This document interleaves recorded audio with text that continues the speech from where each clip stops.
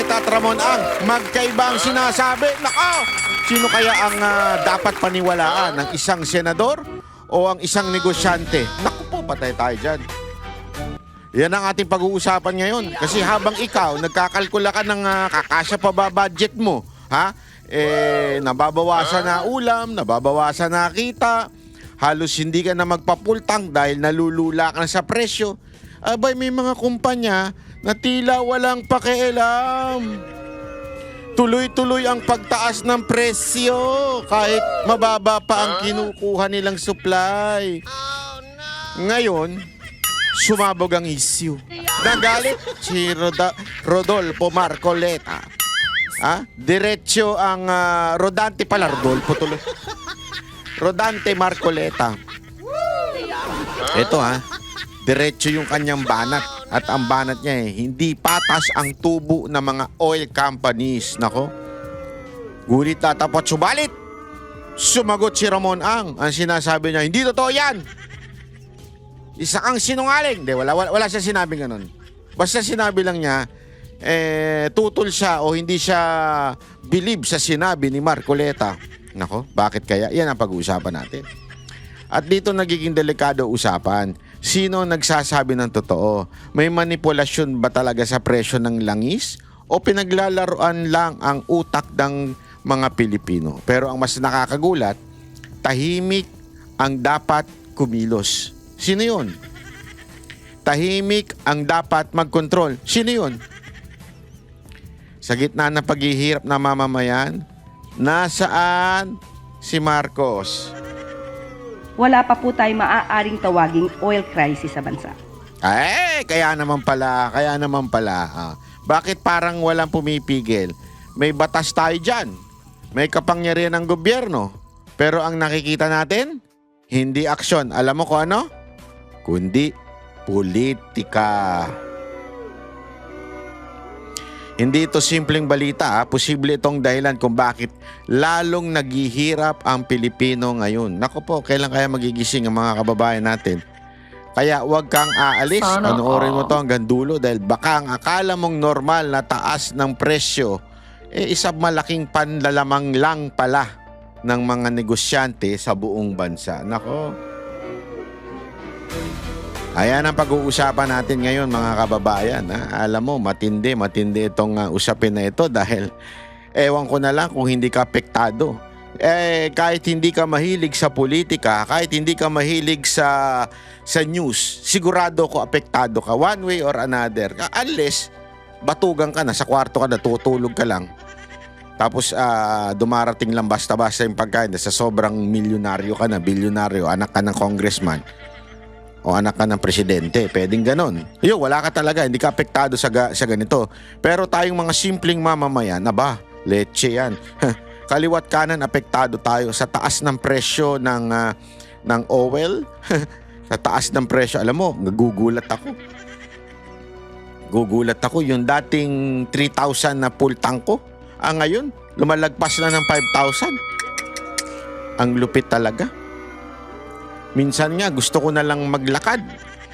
Minsan gusto ko na lang matulog. Bahala na, gigising na lang ako pag wala na si Marcos. Kasi alam mo mga kababayan, may magagawa. Baka sabihin niyo ba namumuliti ka tayo? Hindi, may magagawa.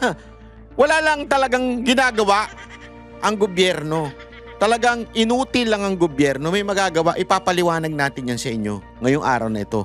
Kung ano pa ang pwedeng gawin ng gobyerno, lalong-lalo na si Marcos. Ang problema, wala. Lutang. Hindi ko alam bakit siya lutang. Lutang ba talaga siya dahil bobo siya? Lutang ba talaga siya dahil tanga siya? O tama yung sinasabi ni Senator Amy na bangag at lulong ang kanyang kapatid kaya lutang?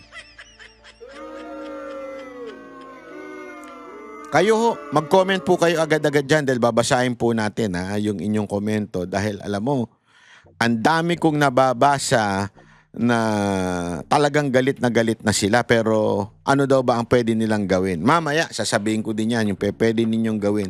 It's about time, people in the house. This is no longer about politics. We need a person that will save us from this hell. Mamaya ko sasabihin yan. Okay? Ito muna, pag-usapan muna natin itong issue ni Marcoleta at ni Ramona. Ano ba pinag-aawayan nila? Ano ba yung sagupaan na yan? Sagupaan ba yan ng mga matatanda lang? Sagupaan ba yan ng mga inuulyanin? O talagang sagupaang legit? Sabi nga legit. Ano sabi ng isa? Legit daw. O yun, sabi ng isa legit. Sinabo ng mga senador ang mga kumpanya ng langis sa hindi raw patas na presyo ng petrolyo. Live mula sa Pasig, nangunguna sa balita si News 5 Senate Correspondent Mayan Los Baños. Mayan, bakit tingin ng mga senador unfair ang singil ng mga kumpanya ng langis? Oo, Gigi, unfair daw talaga kasi ura-urada naman daw na nagtaas ng presyo ng produktong petrolyo ito mga kumpanya ng langis nung sumiklab yung gera sa Middle Ayan. East. Ang tanong ng mga senador, bakit mataas agad yung presyo nila samantalang ang binibenta nila ay old inventory o old Ayan. stock nila na nabili Ayan. nila, Gigi, sa dating presyo na mas mura at hindi Ayan. yung ngayong presyo na mas mahal. Narito Nako yung po. bahagi ng pahayag ng mga senador. Patay tayo Kaugnay yan. dyan. Unfair sa ating mga consumers. Wala pang pagtaas ng mga binili, pero tinataas at sinisingil na sa consumers. Yun ang risk ng pribadong sektor. Nagkaroon ng February 28 na surprise attack. Pero, yun ang posisyon ninyo, dinidefend. Yung mga negosyante ngayon kasi, sa aking pananaw lang tila baga hindi sila negosyante. Tila sigurista sila. Tama yung sinabi ni Senator Loren dito. That is your risk. Laki na ng kinikita ninyo noon pa. Risk mo na kasi ang dahilan ng mga oil company, sinasabi nila, kasi tumaas na sa world market Ibig sabihin ng world market, yan yung nagdidikta ng presyo. So, ibig sabihin, kahit nakuha mo ng mababa, pag tumaas na sa world market, sasabay ka. Kahit mababa yung pagkabili nyo doon sa gas na yon o sa oil na yon at that time. Di ba? So, dapat, benta mo muna na mababa yun. Hindi kasi ang iba ang dahilan ng oil company. O, pakinggan natin. DOE, yung pagtaas ng presyo ng bilihin na binili ng murang presyo nung wala pa yung gera. Dahil nga deregulated, ang problema, hindi nakikita ng DOE kung magkano yung presyong ibinili nung Deregulated. Ibig sabihin kasi may batas na ganyan na deregulated. Ibig sabihin hindi pa pwedeng i-regulate ng gobyerno at sabihan diktahan, ganito lang ang presyo. Kasi dati, ewan ko kung inabutan nyo to, regulated ang presyo ng ang nagdidikta gobyerno. Nagdidikta ng presyo ng mga oil. Okay, sabihin yung gas na pinapakarga natin sa sasakyan, gobyerno nagdidikta. Ang problema, nagkaroon ng bagong batas. Kasi nga, nagre-reklamo yung iba dyan na sinasabi dapat i-deregulate para magkaroon ng competition. Nangyari, nagkaroon nga ng competition pero nagkuntsabahan din ng mga walang niyang oil companies. So, anong nangyari? Pataas ng pataas ang presyo ng oil. Ngayon, hindi na babawi. Ngunit datapat subalit, meron namang solusyon dapat. Ano yun? Tatanga-tanga lang kasi yung gobyerno natin Ito yung solusyon, pakinggan. oil company. Nakatago yan Hindi talaga nila pinapakita yan. Mayan, anong paliwanag ng DOE sa usaping ito? Ang paliwanag dyan ng Department of Energy, Jiggy, yan yung tinatawag na replacement cost. So ano bang ibig sabihin yan? Ibig sabihin daw niyan, ikinakarga ng oil companies doon sa presyo o doon sa presyo ng imbak nilang gasolina o diesel yung kanilang gagastusin sa pagbili ng mas mahal na presyo. Kumbaga forward thinking sila para yung pambili nila ng mas mahal, makuha na nila doon sa kikitain nila from the old stock. So yan ay nangyayari dahil sa oil deregulation law. So alam naman natin that under the oil deregulation law, wala talagang kontrol ang gobyerno sa pagpipresyo ng mga produktong petrolyo dito sa ating bansa. Narito naman ang bahagi ng pahayag ng DOE. We only explain how business operates under normal circumstances. We have computed na sobrang laki nga po ng diferensya ng pagbili sa week 1 to week 2. Ang bilis kasi ginamit yung replacement cost. Pag bumaba naman ang world price, hopefully soon, kung mangyayari, anong koordinasyon o mekanismo ang ginagawa ng pamahalaan ng gobyerno to protect naman the consumer? Mabilis pagtaas. pagbaba ng world prices? Ano ang Yun. inyong mekanismo? Yun. At anong sagot dito, Mea, ng mga oil company? Nga. Jiggy, ang ikinakatwiran ng oil companies, yung replacement cost na yan daw talaga yung pinapatupad sa lahat ng binibentang commodities all over the world. Kasi una, oras daw na hindi sila agad magtaas ng presyo sa pagkakataong alam nilang sisipa ang presyo ng produktong petrolyo. Una, baka maubusan sila ng supply. Kasi syempre, Jiggy, bibili yung mga consumers doon sa hindi nagtaas sa presyo o doon sa mas mura. Pangalawa, hindi sasapat yung kita nila na pambili nung mas mahal naman na cost noong produktong petrolyo. Pero Yun. alam mo, Jiggy, ang paliwanag na yan, Yun daw ang dahilan na yun. Yun daw yung dahilan. Kasi nga naman, pag ibinenta nila yung ngayong supply nila na nakuha nila sa halimbawa, sa halagang 80, halimbawa lang nakuha nila sa halagang 80, tapos ibinenta na nila ngayon ng 120, na dapat 100 lang ibebenta, ginawa na nilang 120 kasi daw darating yung panahon na baka maging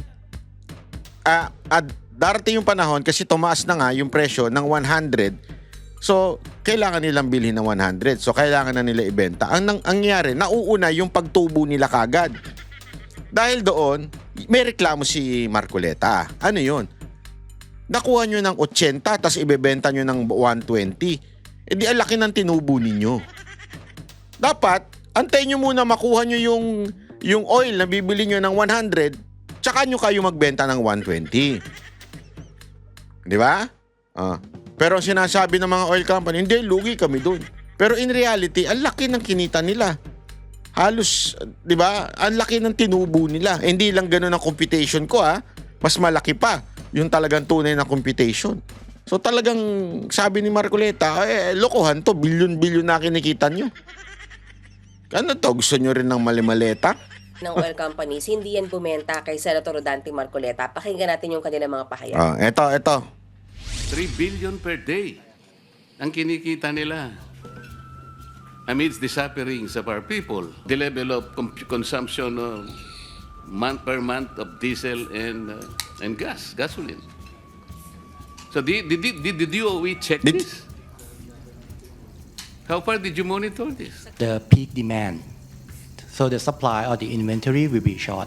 If I sell at 100, which is the acquisition cost of last week, will I have the cash flow to buy the inventory in order to continue the business? I may not.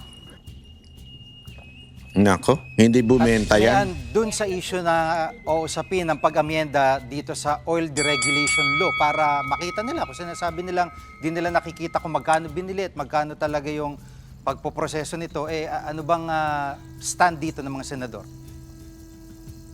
Pwede. May mga senador na gusto talagang isulong ngayong oil deregulation law at nangunguna na dyan sa Senate President Tito Soto. Pero alam naman natin, Jiggy, kapag inaamyendahan ng isang batas, hindi yan ganun kabilis kasi magkakaroon ng committee level hearings, committee reports, tsaka pa yan pag-debatean sa plenaryo. So isa sa mga nakikitang solusyon nila Senator Win Gatchalian, baka pwedeng aralin na magpataw ng windfall tax sa mga kumpanya ng langis. So ano ba yung windfall tax? Sa madaling sabi, Jiggy, yan ang buwis na pwedeng ipataw ng gobyerno sa mga kumpanya na Ito, ipapakita ko sa inyo yung paliwanag ni Marcoleta. Napakaganda ng paliwanag ni Marcoleta sa mga nangyari na to.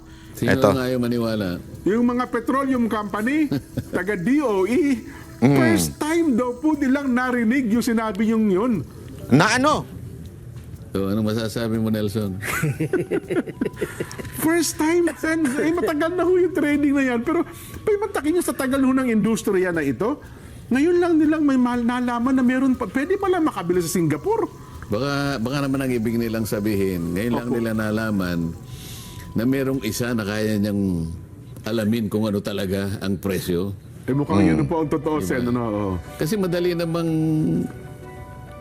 sa ano natin ngayon, sa panahon natin ngayon. Opo, sa teknolohiya. Opo. Ang pagbabalidate ng isang bagay, Real time, sir. No? real time. Oo, Baka, tama. baka hindi baka segundo lang, makukuha mo na eh. Totoo po yun. Di ba? Lalo na kung malakas sa internet. At hindi naman ako naniniwala na ito'y malalaking mga kumpanya na wala silang kakayahan para mag-verify doon sa mga datos na aking inihayag. Opo. Yun ang dahilan ko kaya inihayag ko na publicly. Ayun po, kayo na po ang mag-verify. Kayo na po ang mag-validate. Opo. Di ba? Makalipas. Wala namang, sana man lang may nagsabi, with all due respect, Senator Opo. Nelson Lubao, Senator Subarjaga, I am disputing your data. Ayun, ganun sana. Oo. Di ba? Para, wala eh. Habang na Kasi nagsuggest dito si Marcoleta na meron pang ibang lugar na maaaring pagkuhanan. Wala eh. Yung oil companies, hindi nila alam, pati itong secretary ng DOE, hindi rin alam. Tunod ako kahapon. Tingin ko nga kung meron talaga magdi-dispute no sinabi ninyo. Wala nga eh. Kasi sila nasa matagal na industriya san eh. Kumbaga na, Baka naman natatakot na kumbaga sa korte kasi, biglang naglahad yung ano. Yung prosecution. Your Honor, I move that this testimony be stricken of the record. Hindi naman nag-oppose yung kalaban eh. Opo. Oh, counsel, what would you say? Halimbawa, depends. What would you say? Fiscal. Opo. No, Your Honor. No objection, Your Honor. Di wala. Wala naman gano'n. Sabi ko, ako ba, nagtago ako? Hindi. Sabi, ito po, Mr. Chair, ito po yung slide number 1. Ayan po. Makikita nyo po dyan, makakwenta po natin. Yan po, nakalitaw po ang price US dollars per metric ton. Kung CIF po, lagyan na po natin ng shipping cost kahit na kung minsan FOB lang ang merong shipping cost. Ayan po, translate nyo na po sa metric ton, hindi na po $1,515 na lang. Yan. Okay? Andyan na po yung map, Singapore, $1.71. Opo. Ngayon po, dahil kinonvert na po natin sa liters, tsaka po 60 pesos is equal to $1. Opo. So 540 plus 15 plus 1.71 times 60 divided by 1,180, tingnan po ninyo 35 pesos lang. Nako. O edi sana, with all due respect, Your Honor, this is highly disputable. Yun sana, no? This is unacceptable. Kami po kanya ay inikutan na po namin ng milyong beses yung mga tangke ng Singapore. Hindi po totoo yung sinasabi ninyo. Nako. Meron bang kumibot, eh? Wala. Expect ko nga. Wala akong kumibo talaga sin eh. O yun nga, DOE, hindi niya alam. Hanggang matapos pala. Anong gagawin natin? Ngayon, kung hindi po nyo i-validate, nagtataka po ako, ba't tayo nyo i-validate? Para sa akin po kasi, parang wala tayong problema. Kasi yan po yung presyo eh. Paano po nangyari? Paano nagtaasan po? Kayo nagpasimula ng pagtataas ng presyo. Kaya po tayo nagkaroon ng parang akala mo may emergency tayo. Kaya kung mapapansin ninyo, napansin nyo naman siguro, hindi ko alam kung saan ako pupunta na argumento eh. Kung sasama ako doon sa pinag-uusapan, anong mangyayari sa mga drivers? Anong mangyayari sa mga tindera? Anong mangyayari sa mga farmers? Sa mga school children? Sa mga teachers? Sa lahat ng sektor ng ating lipunan? Ang taas-taas ng presyo. Ang sinasabi ko, teka, tingnan nyo muna ito. Parang hindi muna, parang wag na muna natin pag-usapan ito. Nandun na yung manibela, naglulupasay na, di ba? O sabi ko, pasensya ka na bro. Sa harap ng iyong panaghoy. Ayaw nilang tingnan eh. Ayan. Ito pa ha. Ito naman yung sagot ni Ramon Ang regarding sa kasi sinabi ni Marcoleta na kumita ng 3 billion dahil doon sa biglaang pagtaas na ginawa ng mga oil companies. Sabi ni Ramon Ang, hindi daw totoo yun. Tingnan natin, ano ba ang dahilan niya? Ba't hindi totoo?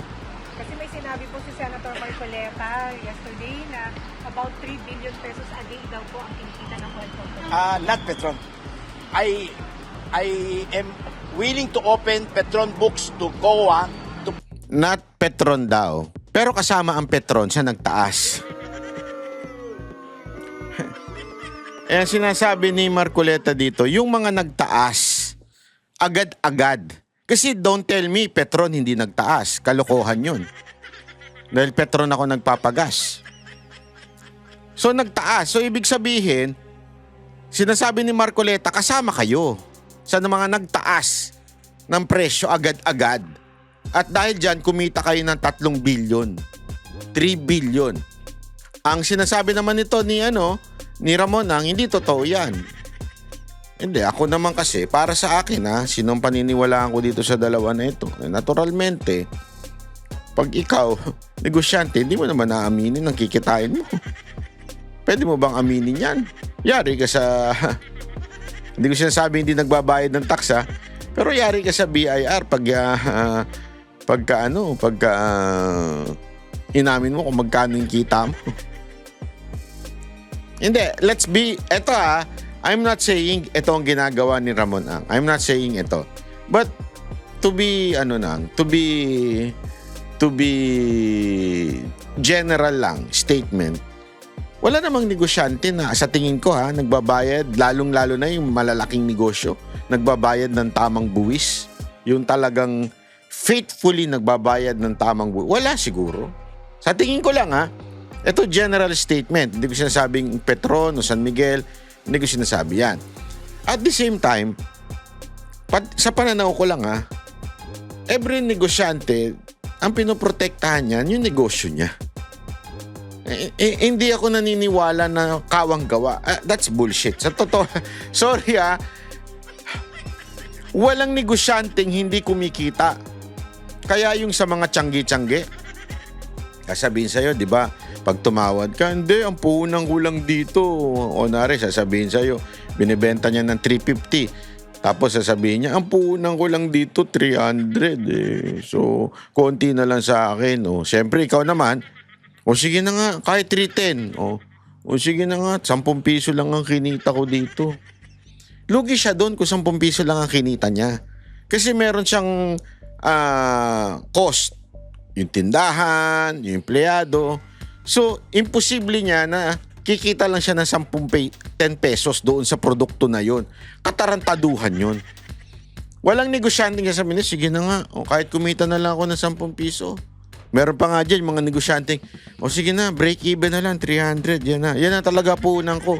Bebenta ko na lang sa'yo kasi mabait ka naman. Tarantado, walang ganun. Ginagago ka lang nun pag sinabing ganun. Sigurado ko nakuha niyo yun ng 100, 150. Tapos pag alis mo, kunwari malungkot pa, papagpagin, may pagganong-ganon pa yan. Sa totoo lang, kalahati kinita nun. Kasi wala naman negosyanteng magne-negosyo tapos ipamimigay na lang ng 10 piso lang ang kita o break even lang. Walang ganun, di ba? Kalokohan yun. Kaya, on this area, pasensya na, Mr. Ramon Ang, hindi ako naniniwala sa inyo this time. Doon siguro, kasi hindi naman magsasalita si Marcoleta nang walang datos. Bakit niya sasabing 3 billion? Lahat ng mga, hindi naman niya pinatukuyan itong Petron, pero lahat ng oil company na nagtaas kagad kahit hindi pa dapat magtaas. Kasi supply pa nila ay galing dun sa mura presyo. public scrutineering. Wala po kaming gustong i-take advantage na kita, especially during the crisis. Pag tinignan mo yung Petron, ang sales revenue po, 800 billion a year, 700 billion a year. Magkano income? Ganun lang po ang income. 6-7 billion a year in the Philippines. Ito Medyo so pasensya na hindi ako naniniwala doon sa part na yun. Wala mang ninegosyo na kikita ka lang ng kapiranggot. Especially big companies. How will you survive kung ang kita mo lang kapiranggot? You will waste your time tapos kapiraso lang yung kita mo. Sorry eto, hindi naman sa dilawan, pinklawan, o loyalista si Ramon nang wala. This issue lang ho ito, ha. Pag tama palakpakan, pag mali banatan. Medyo ko dun medyo duda ko dun sa ganong klaseng pahayag. Ha? Mas kikilingan ko naman si Marcoleta dito sa issue na ito. Naniniwala ako na medyo ang laki kasi imaginein mo, ha. Kunwari, nabili ko tong AirPods. Nabili ko ito ng halimbawa lamang. Hindi ko na alam kung magkano presyo nito. 10,000 pesos. Nabili ko 10,000. Pero binibenta ito nung time na binili ko ng 12,000. Okay? Biglang pumalo ang presyo nito. Pumalo ng 20,000 puhunan pa lang. So ibebenta ko ngayon ng 22,000. Tama, mali? Di ba? Kasi para may tubo kong 2,000 dahil 20,000 na ngayon ang bentahan nito. Pero magkano ko ito nakuha? 10,000.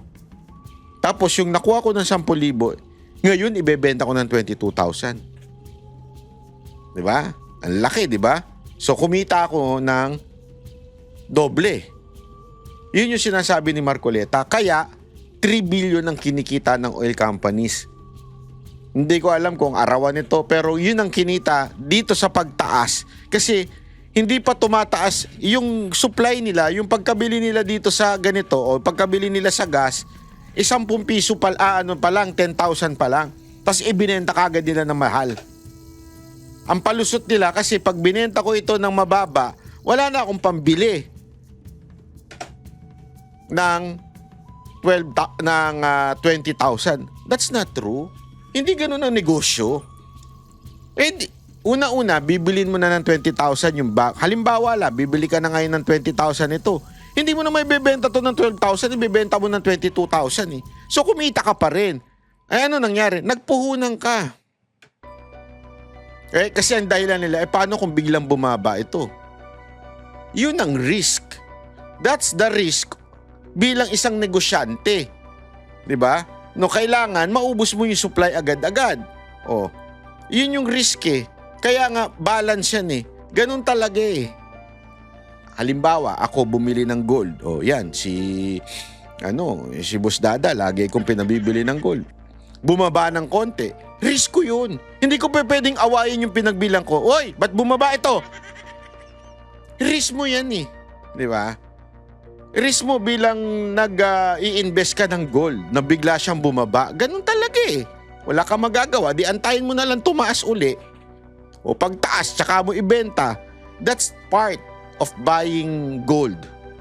As kunwari, kung gagawin ko tong investment, may risk talaga. Every negosyo may risk.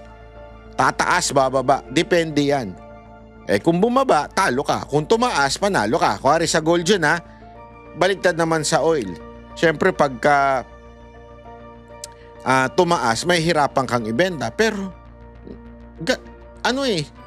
actually sila nga ang pinaka mababa ang risk eh. Alam niyo kung bakit? Imposibleng hindi naman mabenta yung bibilin mo ng mahal. People will always buy gas. No matter what. They will. Kasi yan ay hindi naman yan kapritsuhan. Hindi yan para makaporma. Hindi. Yan ay necessity. People will buy di ba? So katarantaduhan. Sorry pero I like Ramon Ang in some area. As a matter pa, believe ako sa kanya in some area. But on this part, yung sa pagsabi niyang hindi totoo for Petron, syempre, sasabihin mo yan. Alam naman sabihin mo totoo yun. Totoong kumita kami dito sa pagtaas. Hindi ka aamin, normal yun. Di ba? Kaya nga ito papakinggan niyo itong sinabi nitong Manubela. 3 araw yung maximum na pwede namin itong magamit. Dahil nga po sa paglobo ng presyo ng petrolyo na hindi po mapigilan ng ating gobyerno dahil walang pangil ang batas para dito sa mga malalaking oil companies. Walang pangil ang ating Pangulo sa mga ganid na mga negosyante ng petrolyo, pero po may pangil ang ating Pangulo sa pag-suspend ng piso na fare increase. So, Kita niyo? Ang ganda ng point niya eh. Ang ganda ng point na yun. Etong tao na to, hindi ko to gusto kasi may pagka, parang aktivistang di mo magets minsan. Pero tama, at this time, tama siya. Papalakpakan ko siya. Tama yung sinasabi niya eh. Si Marcos may pangil, suspendin yung pagtaas ng presyo ng pamasahe. Maraming natutuwa doon, pero honestly, mali yun. Sa tingin ko kasi matik yan eh. Tumaas ang gas, alam naman hindi tataas ang pamasahe. Diba? Kawawa naman yung bumabiyahe. Ano mangyayari niyan? Titigil na sila. Ngayon, hirap na sumakay mga kababayan natin. Wala nang choice, hindi na makasakay. Pero kung itinaas mo yung pamasahe, kahit pa paano may choice ang tao. Sasakay ba siya na mahal na tumaas ang pamasahe? Magagawa siya ng extra niyang work para tumaas din ang kanyang kita. May choice ka na. Pero sa ginawa ni Marcos na pagpigil sa pagtaas ng presyo o pagtaas ng pamasahe, sabi nga nito, may kamay na bakal sa pagtaas ng pamasahe pero walang kamay na bakal sa pagpigil sa mga oil company na magtaas agad. Anong tawag mo dun? One way. Alam nyo kung bakit? Dito pumapasok ang politika. Don't forget, the oligarchs, sila ang may control sa mga presidente. Except PRRD. Kasi these oligarchs, the one funded their campaigns. Kaya nga, dito lumamang si PRRD. Wala siyang utang na loob sa mga oligark. Kaya nga galit na galit sa kanya yung mga mainstream media na hawak ng oligark. Galit na galit sa kanya yung mga malalaking negosyante. Bakit? Hindi niya pinapaboran. Kaya nga alam mo, Mr. Balbuena, alam mo yan at ng inyong grupo. Palpak talaga ito si Marcos. Bakit? Kasi nga, nasa side ng mga negosyante. Kaya kung ako sa inyo, tumulong na rin kayo na mailuklok ang isang another Duterte. Dahil hindi yan, yung ganyan, hindi yan papasa kay BP Sara Duterte. Si BP Sara Duterte talagang for the people yan. Walang pakialam yan sa mga negosyanteng malalaki. Sasagasaan niya mga negosyanteng malalaki. Totoo yan. Tingnan nyo itsura ng Davao. Wala ka makikita nag-hari-harian doon na negosyante? Wala. Isang niya yan, talagang yayariin niya yan. Mga negosyante doon. Ganyan yan. Kilala yan doon na ganun. Kaya nga maraming galit sa kanya na mga malalaking negosyante. Lalo na yung 'di ba, yung patakaran nila na ang inuman ganitong oras lang. Marami nagrereklamo nun. But eventually, nakita nila yung benefit. Kasi nga, ganun ho ang Duterte style of leadership. Di ba? Napaka-unfair. Kung makikita natin, yung mga malalaking negosyante, bilyon-bilyon, 3 bilyon kada araw o mahigit pa ang kinikita. Samantalang kami, piso hanggang 2 piso, regulated. Anytime, pwedeng isuspend o pwedeng hindi. Kita nyo, tama siya dito eh.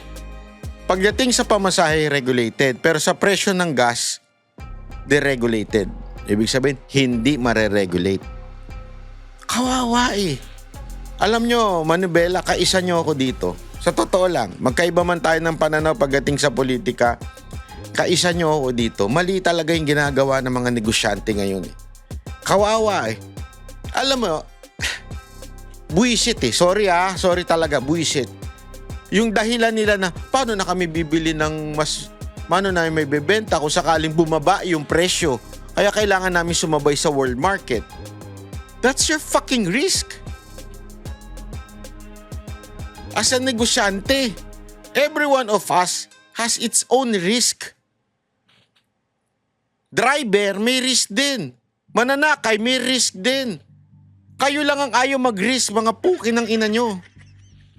Sorry pero that's the truth eh. Kayo, ang laki na ng kinikita ninyo, masaya kayo, happy kayo, mayaman kayo, ayaw nyong bumaba. Kawawa ito mga to eh. Alam mo ako, bullshit ako. Sorry bullshit talaga ako sa mga jeepney driver. Marami diyang kamote, putang ina ayaw tumabi sa daan. Pag magpapara sa gitna ng daan. Alam niyo yan mga jeepney driver, ilang beses kong pinupuna yan. Pero this time, mali talaga yung mga negosyante. At tama itong mga public transport na ito. Banatan natin sila pagka kamote sila. Pero this time, tama sila eh. Tama sila, lugi. Yung gobyerno kinokontrol yung kanilang pamasahe, pero yung gobyerno hindi kinokontrol ang taas ng presyo ng gasolina. Anong katarantaduhan yun? Kaya naman eh. As a matter of fact, nasa Republic Act natin yan. Meron niya na batas na we can, even if hindi natin ma-deregulate yung hindi natin makokontrol yung presyo ng bilihin. Nakalagay pa nga doon, kaya nating i-take over. Pwede nating i-take over pag hindi sumusunod. We can take over. Kaya ng gobyerno yan. Nasa kapangyarihan ng gobyerno. Alam mo kung si Duterte to? Sabi ko sa inyo kung si Duterte to. Isang salita lang niya. Tangina nyo, pag di kayo bumaba ng presyo, kukunin ko yan. Diba? Yan ang sinabi niya sa Meralco nun eh. Taalala nyo? Ayaw nyo. O sige, pasasabugin ko yan. Kailangan natin ng ganung presidente. Ang problema kasi, sorry Balbuena, pinagre-resign nyo lang yung sekretary. Ang pag-resign ninyo si Marcos. Mga driver dyan, makinig kayo na mabuti sa akin. Kahit anong pagpaparesign nyo sa sekretary, pag nag-resign, walang mangyayari. Ang pag-resign ninyo si Marcos. We need a change of leadership. We need a change of president. And whether you like it or not, BP Sara Duterte can solve the problem. That's the truth. May kamay na bakal yun. Kung ayaw nyo mamulitika, kung ayaw ninyo dahil galit sa mga makakaliwa o galit sa mga terorista itong si BP Sara Duterte, bahala kayo sa buhay nyo. Pero maniwala kayo sa akin, si BP Sara Duterte para sa inyo yan. Para sa sa mamamayang Pilipino. Talagang payak ang buhay nun eh. Talagang alam nun na naging mayor yun eh. Putang ina itong presidente natin, wala naman ng ginawa yan. Kahit nung gobernur, di nga daw pumapasok yan eh. Di ba? Kahit nga kapatid niya, wala ang bilib sa kanya eh. Kaya hanggang hindi nagre-resign tong presidente na ito, wala mangyayari sa bayan natin. Dadaos-dos tayo ng dadaos-dos. Tingnan ninyo. Kayang solve. Alam niyo kung bakit? Makinig kayo mga tsuper tsaka TNBS. Alam niyo kung bakit? Nagsusurvive yung ibang bansa eh. Kinakaya ng ibang bansa. Bakit? Magagaling ang leader nila eh. Tayo hindi natin kinakaya. Bakit? Kupal ang leader natin.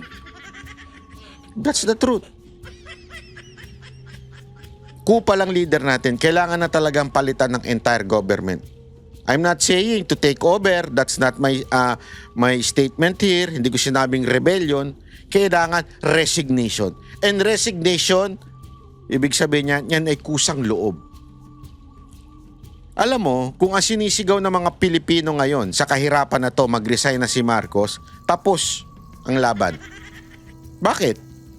Siguro naman mahihiya na siya kung lahat ng Pilipino sumisigaw na ng resignation. Alam mo kung bakit? Mape-pressure din ang ating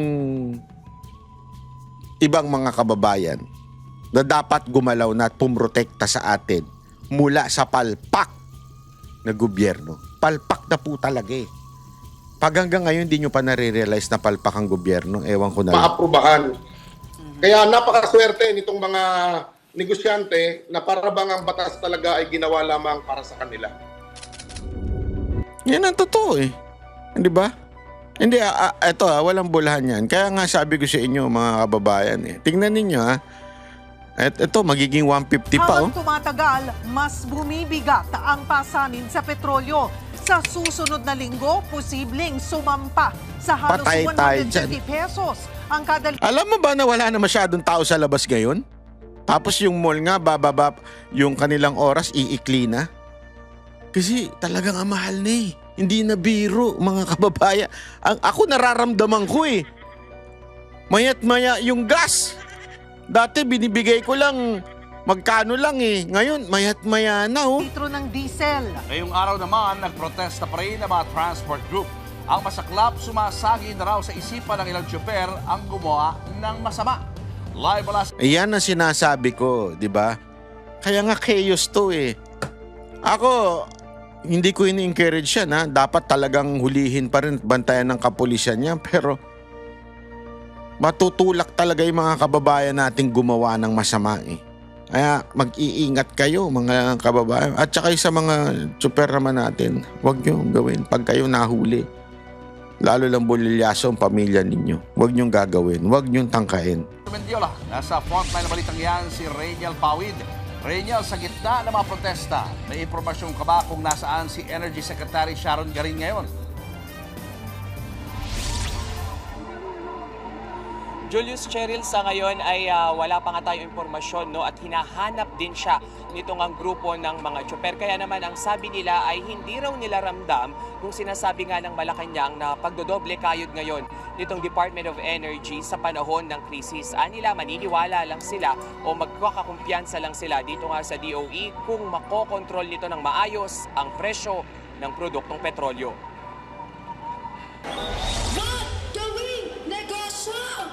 Mainit man ang panahon, hindi ito alintana ng mga tsuper at TNVS driver. Sa ikalawang sunod na Biyernes, nagwelga sila sa Welcome Rotonda sa Quezon City, Maynila para tuligsain ang taas presyo ng langis. Sabi ng piston, sa Baguio City ay 141 na ang diesel. Ganun din sa Bicol. Kailangan natin hindi papatsi-patsing solusyon, ang kailangan natin long term. Una nang sinabi ng piston na handa silang palawigin ang mga tigil pasada hanggang Mayo. Pero kung palala raw ng palala ang sitwasyon, yung protesta ay tuloy-tuloy, ano? At hindi yan matatapos ngayon, kundi meron pa mga seri ng mga pagkilos yan, hanggat hindi binabasura yung old regulation law, hanggat hindi tinatanggal yung isa-stock at saka yung sabat sa langis, hanggat hindi iniro-roll back sa 55 pesos per liter, ano? Yung ating crudo rito. Ang grupo naman ng mga TNVS driver on board na rin sa mga ikakasapang tigil pasada. Panakanakang pag-offline, so yun na rin po yung pinaka-version namin na pagtigil pasada. Kahapon, ipinanawagan ng transport group na magbitiw sa pwesto si Energy Secretary Sharon Garin na wala raw ginagawang aksyon sa pagsirit. Yan yung sinasabi ko, hindi ko maintindihan. Yan ang pagbibitawin nyo. Ano sa tingin ninyo? Mapapalitan na maayos? Common sense naman. Ayaw nyo kasi kay Duterte. Yan ang problema sa inyo. Kaya tiisin nyo yan si Marcos. Hindi, kasalanan nyo rin. Sa totoo lang. Kayong mga aktivista, kasalanan nyo rin. Ayaw nyo pagbitiwin si Presidente. Dahil ayaw nyo kay BP Sara. So kasalanan nyo, tiisin nyo na lang yan. Yan ang totoo. Tiisin nyo. Ng presyo ng petrolyo. Pero sinalag ng Malacanang ang mga hirit na tila natutulog sa kangkungan ang Department of Energy.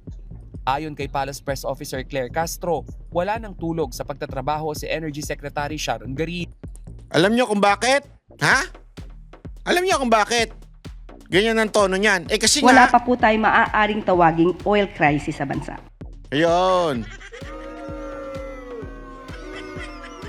Ngayon naman, nagtatrabaho daw si Garin. Ayun. Na hindi nga niya alam kung bakit yung sinasabi ni Marcoleta ay tama. Hindi niya alam yung kinikita ng oil company sa pagtaas ng gasolina agad-agad. Hindi niya nga alam na pwedeng kumuha sa ibang bansa aside from the Middle East. Tapos sasabihin mo, busy? Pero hirit ng piston.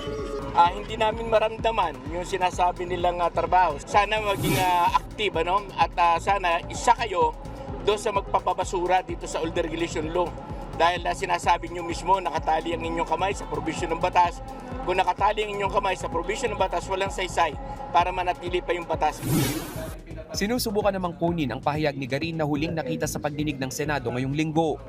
Ang ilang mga tsoper halos mawala na raw sa katinoan sa kakaisip kung paano kikita.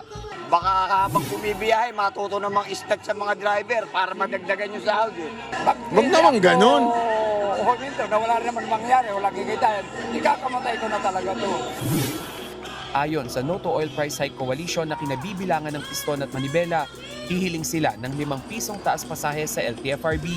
Ipapail natin bago matapos itong buwan, ay ipapail natin sa LTFRB.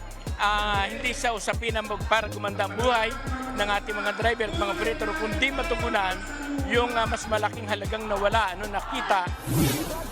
Una nang inaprobahan ng LTFRB ang pisong provisional fare hike sa mga jeep, pero agad namang binawi ng Pangulo. Sa ngayon, wala pa raw lumalapit na mga opisyal ng LTFRB sa mga transport group para sa isang dialogo. Batay sa ilang industry sources, posibleng nasa 11 hanggang 12 pesos ang iaakyat ng presyo sa kada litro ng diesel sa susunod na linggo. 3 piso naman sa gasolina. Grabe. Kung matutuloy ang price adjustment, posibleng papalo sa higit 140 pesos per liter ang presyo ng diesel.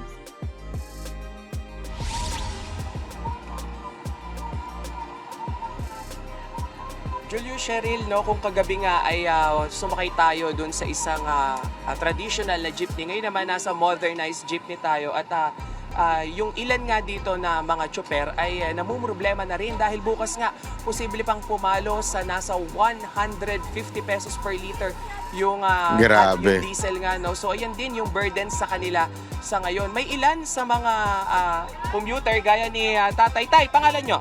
Roberto po. O Roberto, patungayo pa kita. Saan kayo papunta? Junction. Junction. Sir, ngayon ano yung nagiging diskarte nyo?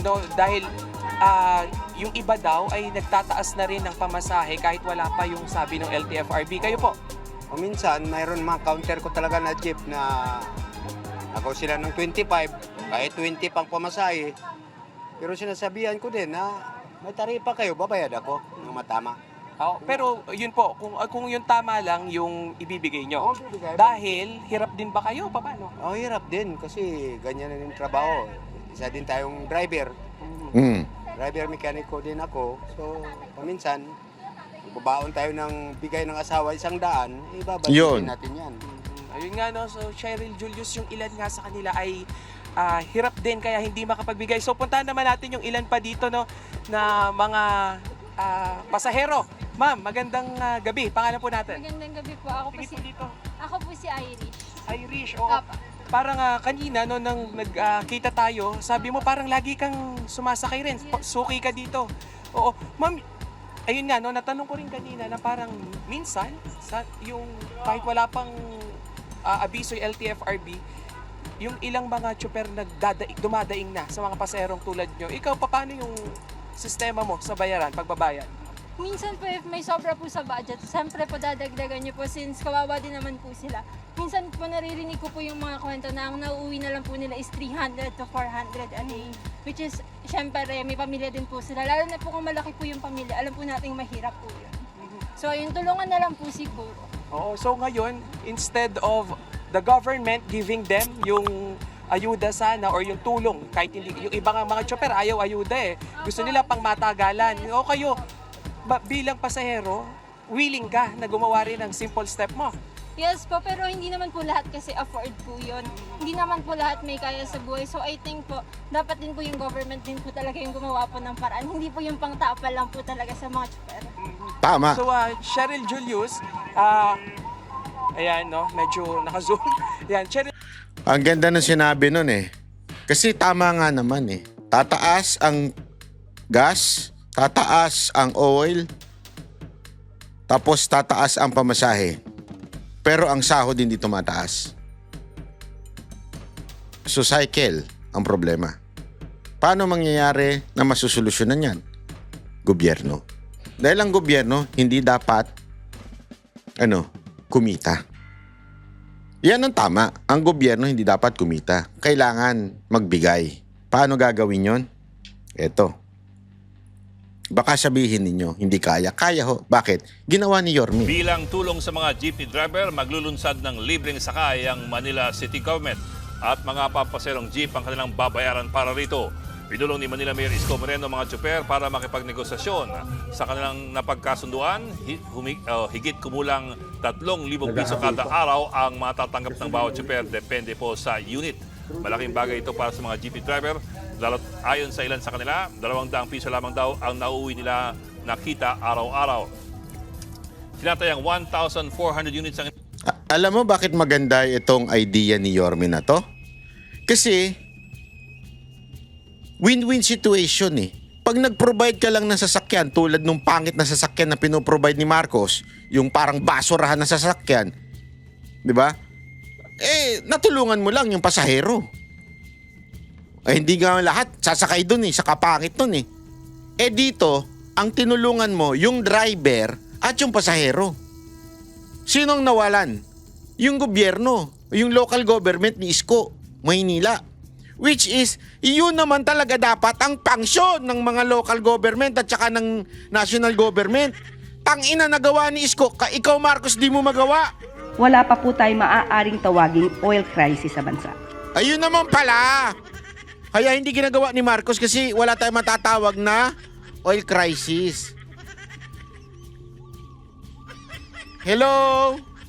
Yung mga bumoto kay Marcos at hindi bumoto kay Isko, nilalait nyo pa kami. Oh, disising-sisi kayo ngayon, di ba? Ay kasi nga eh, kaya naman pala eh. Nasang sasali sa programa ng Manila LGU. 100,000 pasero kada araw ang tinatayang maseserbisyuhan ng libreng sakay sa lungsod. Wala pang petsa kung kailan magsisimula ang libreng sakay sa mga pampaserong jeep sa Manila. Hihiramin ko yung mga jeep at driver, garantisadong bayad. Yon.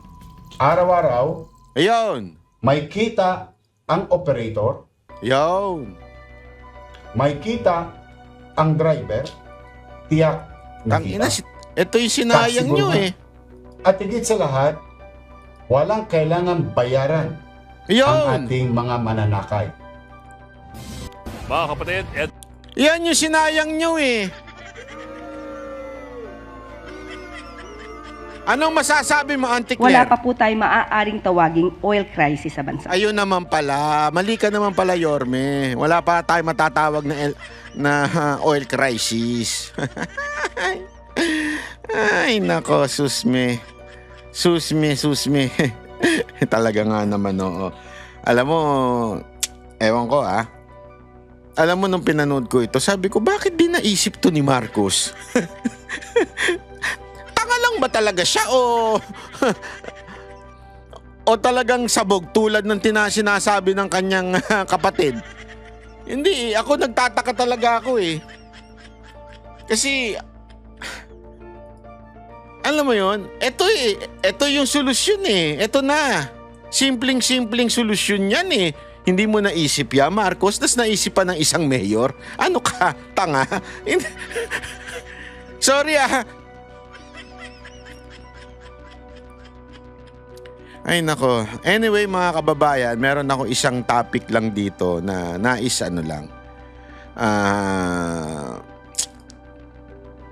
eto medyo seryoso ito medyo wait lang ayoko kasing actually ayoko sana ho itong pag-usapan dahil napaka-sensitive ho nito. Honestly ayoko sanang pag-usapan ito. Kaya lang importante. Napaka-importante kasi sablay na sablay. Nung may sinend sa akin video yung isa kong kaibigan tungkol ho dito sa tao na ito. Kaya lang kasi kilala ko itong tao na ito na ano lang ito nagpapapansin, umiepal kasi gusto lang ng traction o engagement sa social media. Ako, sa totoo lang, to be honest, ako hindi ko na pinapansin to kasi walang kwenta ito. Ito nakalaban natin ito nung during pandemic. Ito yung kumaalala ninyo, binansagan natin itong Dr. Quack Quack. Kasi masyadong nagmamagaling nung pandemic kahit ano naman siya, kahit hindi naman niya specialty. Ang specialty niya magmasahe. Ay, hindi pala. Sorry, mali. PT siya, PT. Putang ina. Hindi, mali din. Hindi pala. Iba pala yung PT. Physically tanga. Mali pa rin. Ano ba yan? Sorry naman. Physical therapist. Hindi siya doktor doon sa supposedly sa lungs, pero nangingialam ito nung panahon ng COVID.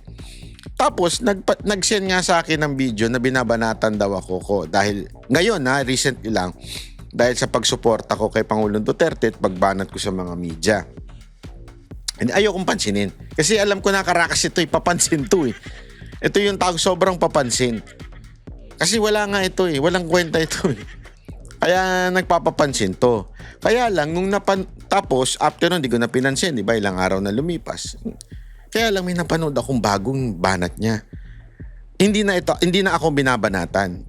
Pero dapat yung marinig at dapat yung maintindihan, hindi ho lahat ng Kristiyano ganito. Sana ho, kung may nakikinig tayo mga Muslim dyan, pakinggan nyo ho ito. Gusto ko lang sabihin sa inyo na hindi po ganito ang lahat ng Kristiyano. At duda nga ako kung Kristiyano ito. Bakit? Kasi hindi ito ang katuruan ni Kristo eh. Hindi ganito magturo si Kristo. Iba ang katuruan ni Kristo. Sa sinasabi nitong tao to. Ito, pakinggan nyo. Si Duterte, anong ginawa niya? Ginawang holiday yung Idil Fitir. Bakit? Muslim country ba tayo? Catholic country to, Christian country tong lugar na to. Diyan palang sabit na po siya. We are not a Christian country. Ulitin ko ha. We are not a Christian country. We are a country with many Christians. Pero hindi tayo matatawag na Christian country. Why? Because there is a separation between the state and the religion. May separation sa ating batas sa state and the religion. We cannot apply the law of the religion sa law ng state. There is a separation between them. Nagkataon lang that we are a country majority Catholic. But we cannot say and hindi bigyan halaga ang mga ibang relihiyon. Kalokohan ho yun. That's discrimination. Kaya binabanatan niya dito si Pangulong Duterte dahil daw ginawang holiday. Ewan ko, siguro noon pa ito. Pero kasi nagte-trending ito eh. Kaya gusto kong punahin lang. Sa mga kapatid nating Muslim, hindi po ganitong sentimento ng mga tunay na Kristiyano. Hindi ganito mag-isip. Ito, iba lang talaga tong ginagalawang mundo nito. Hindi ko alam kung saang mundo to gumalaw, kung bakit ganito kabitter tong tao na to. Ginawang holiday ang Idil Fitir ng Kupal, palibasa galing sa Mindanao si Kupal eh. Ano nangyari sa kanya ngayon? Nandun siya sa Dahig. Doon siya namamayapa ngayon. Hopefully doon na siya magstay. Huwag niyo akong ginagago. Huwag kayong magtapang-tapangan dito. Hindi niyo lugar to. Pilipinas to. Christian country to. Kung gusto niyo ng So, wag daw kayo magtapang-tapangan mga Muslim.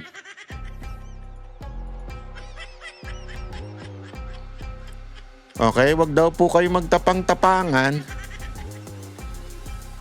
dahil Christian country daw ito. Hindi po. Wag po kayong hindi po ito Christian country. Tayo po ay republic. We are a republic of the Philippines. It's not Christian in the Philippines. Nagkataon lang majority Catholic. But hindi yun ang ating Ang pinuno natin ay presidente, whether kung ano man ang relihiyon yan. Kasi if you're saying that we are a Catholic country or we are a Christian country, therefore the leader must be a Christian. No, nagkataon lang. Christian yung presidente o Catholic yung presidente. Nagkataon lang. But there's no law in the Constitution that says ang requirement ng presidente ng Pilipinas kailangan Catholic o Christian. Walang ganun. Bakit? Because we are not a Christian country. Marami lang ang Katoliko sa Pilipinas. But we have to respect every religion in our country. Respeto lang, Brad. Parang awa mo na, respeto lang. Huwag kang ganyan kasi ginagalit mo lang yung hindi dapat magalit. Huwag ganon. Masama ugali mo, Brad. Huwag mong paglaruan ng salitang relihiyon para lang makakuha ka ng traction sa social media. Hindi tama yan. Discrimination yan. Team Country, punta kayo ng... Eps! Sandali lang, Chotomate. For your information, Christian po ako. Pero ibig ko sabihin, I believe in Christ. Hindi po, eto lang, disclaimer lamang po I believe in Christ, pero hindi po ako sa Catholic Church. Okay? So anong punto ko lang dito? I am on the side of this supposedly. Kaya lang, sobrang mali yung kanyang pananaw. Sobrang mali na para bagang sobrang dinidiscriminate ang mga Muslim. Hindi po ganyan mag-isip ang tunay na Kristiyano. Bakit? Si Kristo nga mismo isang Hudyo. Hudyo po siya. Jewish po siya. Pinanganak as a Jew. Nung bumaba, sino ang kasama niya madalas? Gentiles. Sinners. Mga itinakwil at tinuring na makasalanan ng mga Jews. That's how Christ responds sa pagdating sa usapin ng theology. Ganun po si Kristo. So, stop using the name of Christ and saying Christian country to, kaya hindi dapat magsiga-siga itong mga Muslim. That's wrong, Brad. Wrong ka dyan. You're out of line. Hindi na kita pinapansin kasi epal ka masyado. Hindi kita pinapansin dahil alam ko naman cloud chaser ka lang. Alam ko namang for the views ka lang. Pero ito masama itong sinasabi mo. You would create a hatred among Muslims and Christians. So ako nakikiusap ako sa mga Muslim, hindi po ito 1 in a billion. Hindi nga million 1 in a billion lang itong taong ganito. Okay? Huwag po kayo maniniwala dito. Huwag niyo pong iisipan na mga Kristiyano ganito mag-isip. Hindi po, siya lang. Brunei, punta kayo ng Malaysia. Doon kayo kung tatanggapin kayo. Tantado. Oo. Alam natin yan na minority kami mga Muslim dito.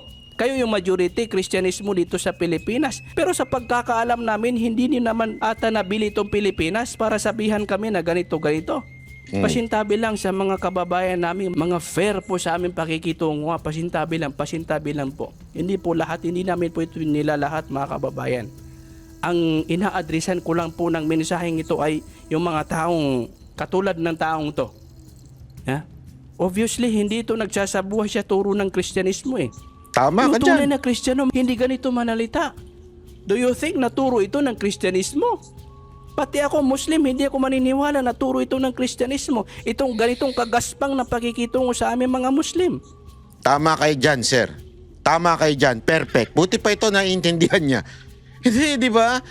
Ay, naku, sakit sa ulo. Buti pa ito naiintindihan nitong tao na ito ang tamang klase ng pakikitungo. Itong doktor na ito, nga. Hindi maganda itong pinapakita ng kasamahan ninyo, ha? Huwag po kayong makiisa sa kanyang sinasabi. Pero sir, hindi po namin kasamahan yan. Ewan ko kung saan lupalop yan. Hindi po namin kasamahan yan. Sa kanyang ginagawa. Kasi masasama po kayo sa kawalan ng katarungan na ipinapakita ng taong to. Alam ninyo na hindi ganito ang turo ng pagiging Kristiyano. Itong ganitong kagaspang sa pakikitungo sa aming mga Muslim. Hindi ganyan. Hindi ganyan mga kababayan. Kaya huwag na huwag niyo pong sasang-ayunan at susuportahan itong ganitong mga tao. Kasi isa ito sa mga taong nagpapaliyab sa apoy ng hindi pagkakaunawaan sa pagitan ng mga Muslim at ng mga Kristiyano sa bansa natin mga kababayan. Tama ka dyan, sir. Saludo ko. Tama ka na you are perfect. As in, tamang-tama ang iyong sinabi, sir. Hindi po dapat talaga sang ayunan nito. So mga kababayan, hanggang dito na lang po muna tayo. Wala po tayong intensyon na siraan itong si Dr. Kwak-Kwak di umano, allegedly. Yan yung tawag sa kanya ng mga netizen noon eh. Pero gayon pa man, hindi ko siya kaya lang kailangan itama ang mali. Itama ang maling pananaw nitong doktor na ito dahil damay-damay tayo dito. Diba? Damay-damay tayo mangyayari nito pag ganyan. So sa mga kababayan naming Muslim, wag po kayo maniniwala na ganito ang sentimento ng mga Kristiyano o yung mga Katoliko. Hindi ho ganyan ng mga, marami akong kakilalang Katoliko, karamihan. Pero hindi naman ganyan mag-isip. Wala akong nakitang ganyan mag-isip na Katoliko. Siya lang. Kaya nga 1 in a billion eh. Hindi million, na billion. Diba? Dapat ito ilagay na sa... Huwag naman, wag ganong barat tayo. Anyway, maraming salamat po. Sana po i-share nyo itong video na ito. At sa susunod na video natin mga kababayan, sana po importante na i-share, i-like ninyo at mag-subscribe po kayo dito kasi medyo marami-rami pa ang hindi pa nakasubscribe habang nanonood. Pero ang daming nanonood na balik-balik na nanonood dito sa ating channel pero hindi nagsusubscribe. Alam ko yung iba hindi makasubscribe na nanonood sa telebisyon pero yung mga kaya naman, please, kasi malaki matutulong niya kung gusto niyong kumalat ang katotohanan. Malaki may tutulong. Ang tawag dyan yung algorithm. Pag nilalike nyo kasi, pag sinishare nyo kasi o nagko-comment kayo, sasabihin ngayon nung algorithm, yung AI ng Google, sasabihin niya, uy, maraming nagla-like, maraming nag-share, maraming pwede mag-share dito sa YouTube mismo eh. Share nyo sa account nyo. Kahit wala kayong followers, subscriber, basta i-share nyo lang. Kasi pag nakita ngayon yan ng YouTube, maraming nag-share, maraming nagla-like, maraming nag-comments. Ibig sabihin, interesting yung video. Ngayon, ilalabas niya ngayon yan. Isasuggest niya yan ngayon sa tao. Diba? At dahil doon, marami ngayong mamumulat sa katotohanan. Okay? Maraming salamat po. Ako po si Banat Bay. Mabuhay ang bansang Pilipinas.